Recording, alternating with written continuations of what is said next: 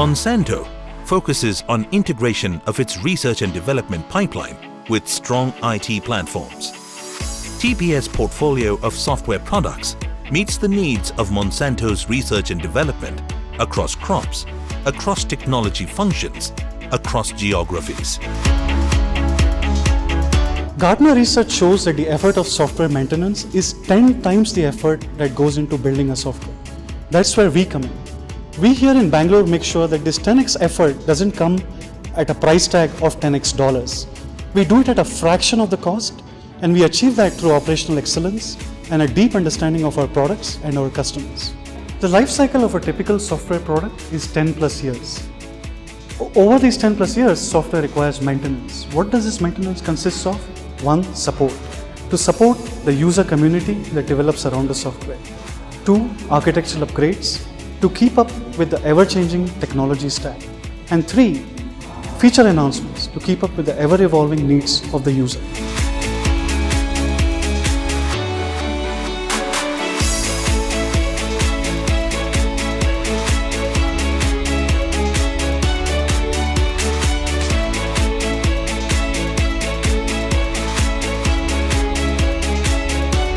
With the help of TPS team, the GEMS cutover happened on the 25th of March.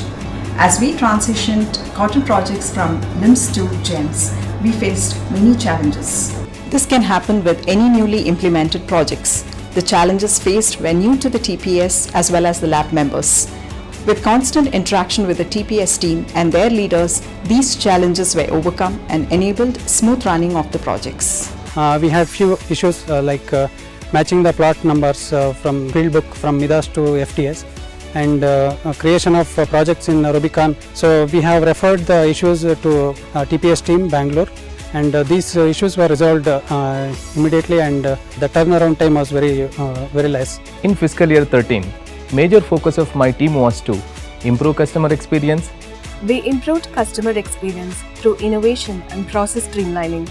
We eliminated around 4,000 hours of manual effort, which enabled the faster turnaround time for user incidents. This contributed to double-digit improvement in service levels.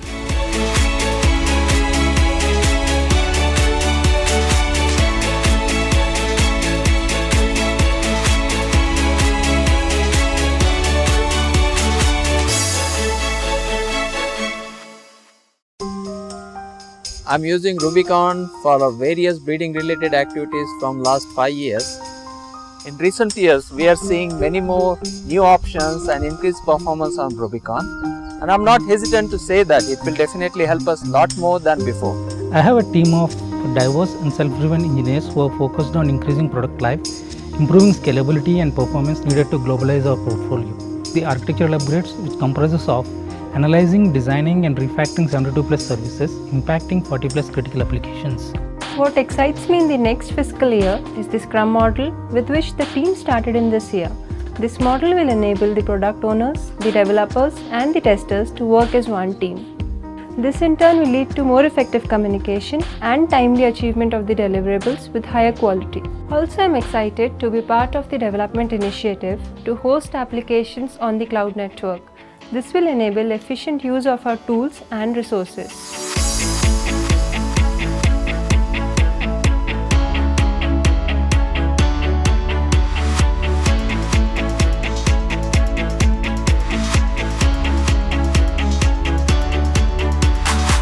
Release of the new functionalities by TPS is very useful for us. We get the new functionalities very frequently now. This saves a lot of time. This helps also in addressing our enhancement requests quickly. In turn, it helps us to streamline and align our breeding process in FTS quickly. The team brings enhancement on a monthly basis, and these monthly releases will help us drive our decisions more faster and more accurate. We look for opportunities to reduce release time further and provide stable environment for customers. One of the biggest challenge we always had is to bring down the regression testing time. This became even more important after we adopted Scrum model this year. To address this, we came up with an innovative test methodology called risk-based testing, where we prioritize the workflows and test scenarios based on the impact and likelihood of their failure. Implementing this, we reduced the testing time for 4 applications by 60%. We quickly adopted Scrum as a working model for our day-to-day operations. We do regular sprint planning meetings, daily stand-up meetings, and retrospective meetings for our continuous improvement. This year, we defined an automated process for testing end-to-end business workflows, which contributes towards reduction in regression testing and quicker releases. We also designed automated smoke test scripts, which reduce the release time and provides happy weekends to support organizations.